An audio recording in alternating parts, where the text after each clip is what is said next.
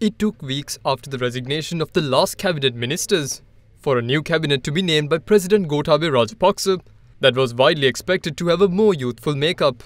Prime Minister Mahinda Rajapaksa, however, stayed on in his position. There was no room in the new one for prominent members of the previous cabinet such as former ministers Namal Rajapaksa, Rohita Begunawardena, Johnston Fernando and Gamini Lokuge. The move attracted some displeasure within the Sri Lanka Podujana Peramuna government, leading to 41 members crossing the aisle to sit as independents. The group labelled the new cabinet as unnecessary, adding that a mere cabinet shuffle was not going to appease the public's gripe with the government.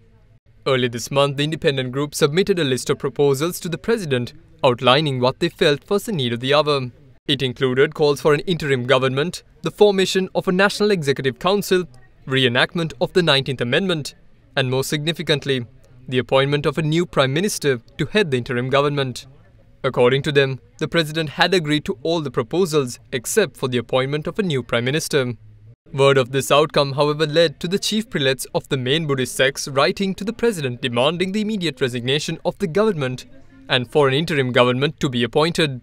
Due to the mounting pressure, the President then agreed to convene a separate meeting with the leaders of the independent political parties to discuss the subject. The meeting was worked off at 10:30 this morning at the President's house in Colombo. With all eyes on the outcome today, SLFP Chairman former President Maithripala Sirisena revealed some promising news that an agreement had been reached with the President on forming an interim all-party government headed by a new Prime Minister.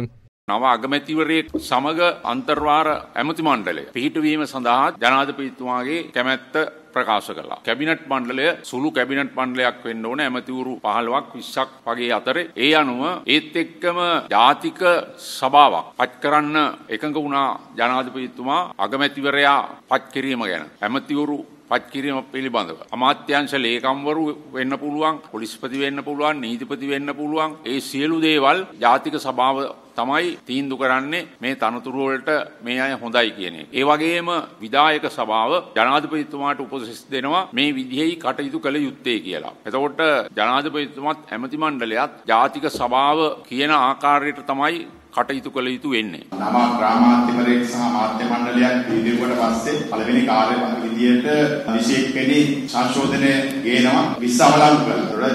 ජනාධිපතිවරයාගේ බලතල පාර්ලිමේන්තුවට එනවා. This evening, the President's Media Division released an official communique on the outcome of the talks held between the President and the leaders of the independent parties. It confirms that President has agreed to the formation of an interim government and that he will support this program if all political parties agree on the proposals presented by the independent group. The decision was also taken at the meeting to appoint 5 representatives to hold discussions on the appointments of the new interim government.